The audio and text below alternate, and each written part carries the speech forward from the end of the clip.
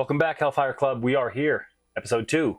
It was named The Disappearance of Holly Wheeler, which calls back to The Vanishing of Will Byers from Season 1. So let's get into it. First of all, I want to cover a couple things that I forgot to mention from Episode 1 that didn't stand out at the time, but I really just forgot my notes, and they should be mentioned because going forward I think they'll be important. First of all, Holly is seeing visions. Little Holly Wheeler, who we heard was going to be important this season, she's seeing visions. What she sees is something called Mr. Whatsit. It's an imaginary friend she has, or is it an imaginary friend? She's also shown to show some kind of connection or similar powers to Will, in that they have the same vision. That'll be figured out later in this episode. Also, I saw that Nancy, in the first episode, she has taken a real controlling, a real management role, literally and figuratively. The teenage grouping of the protagonists took over the Squawk radio station. So Robin is the on-air DJ. Steve, as I mentioned, is the engineer. It seems that Nancy is the stage manager, and I don't know what Jonathan does. But either way, Nancy is the stage manager, but also when they do their little crawls into the Upside Down, she seems to be some type of game planner, manager, strategist, all that stuff. So that was interesting. And Max is still sidelined. She's not in a body cast like she was at the end of the season, end of season 4, but she's still in a coma, completely knocked out. And Lucas is talking to her, trying to break her out of the coma. People are coming up and checking on her, talking to her. I think Dustin was there at one point also. Will was there. Or no, maybe not Dustin, but Will was there. But they're also just playing that same song, the Running Up That Hill song by Kate Bush, which to me, that might help her break out of the coma, because if I was in a coma and they just played the exact same song over and over again, I know that's her link to reality, but I'd be like, please, just wake me up and play anything else. Do you have anything else on the radio station? If my favorite song when I was 12 was played nonstop for a year, I would go nuts. So, all right, let's get into the episode. We see a little bit of the deterioration of the Wheeler parents. Oh, actually, sorry. Before I say anything first, that was episode 1. This is all spoilers. So if you don't like spoilers, don't watch my video. It's all spoiler talk. We'll get into a non-spoiler one someday, maybe. Who cares at that point? But by now, if you're watching this, you should have seen the episode, or not care to have it spoiled. Anyway, the Wheeler parents. Mr. Wheeler and Mrs. Wheeler, I have no idea. I think her name's not Nancy. It doesn't matter what it is. Karen Wheeler. I know that because of how how Billy was hitting on her in season 3. Anyway, they're having some deterioration. Mr. Wheeler has always been shown as kind of a curmudgeon.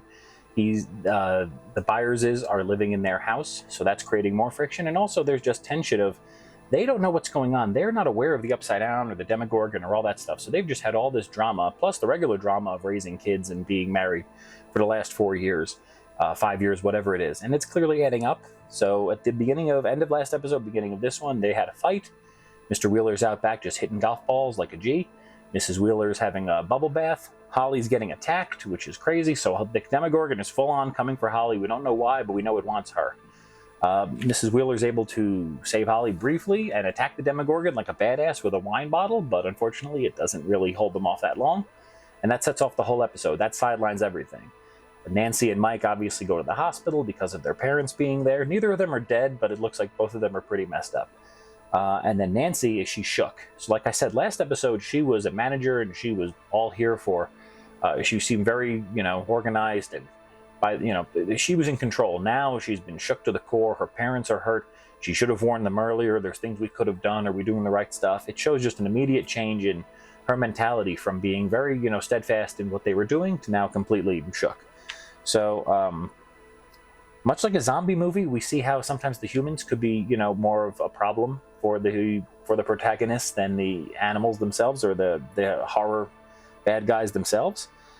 We see that with both the football team and what else is it I'm thinking of? And the army guys. These army people, both Linda Hamilton, who was introduced in the episodes, and I forget the name, but the crazy military guy who's hunting Eleven and wants to kill her. Like they're as big of a problem as the Upside Down is, and they're in the Upside Down doing experiments, which is crazy. They've just set up shop in there. Also in the Upside Down, there's a wall of meat. It's just a wall.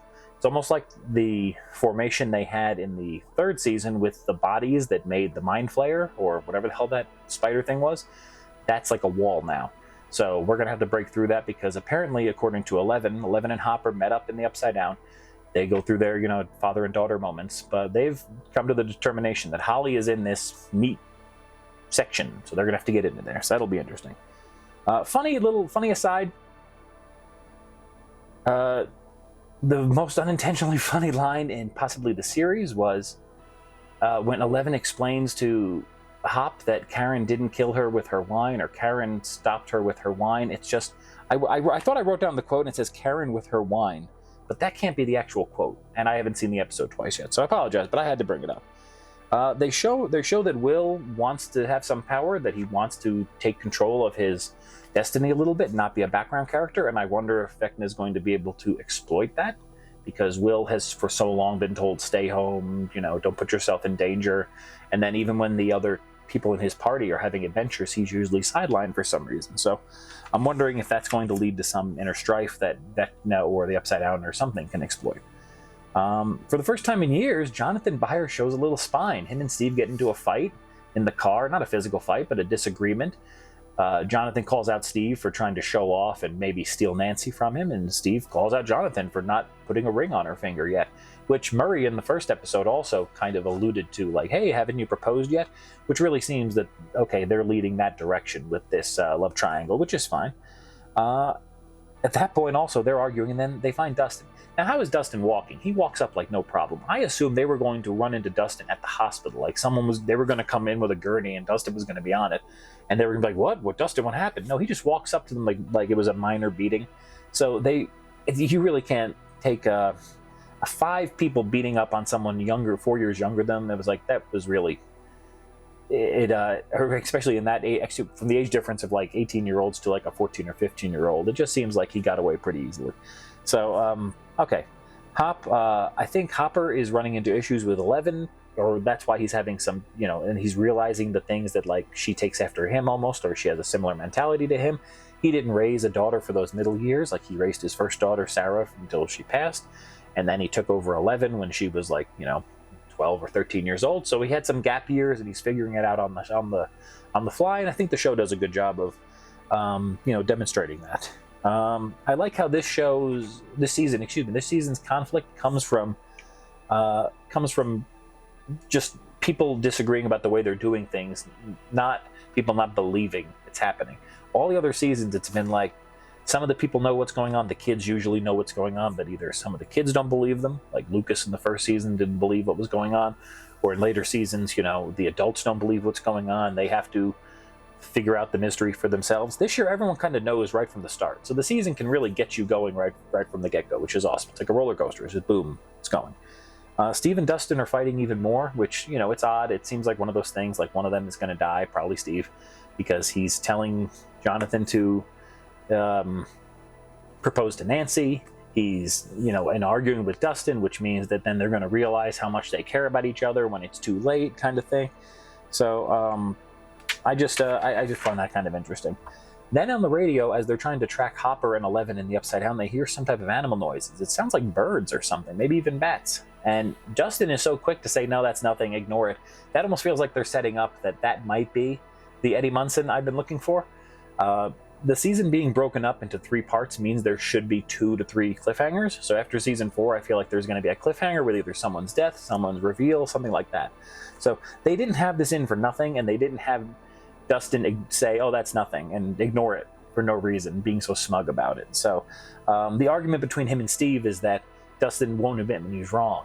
And I think that's going to come out where he's, eventually something about that. I don't know.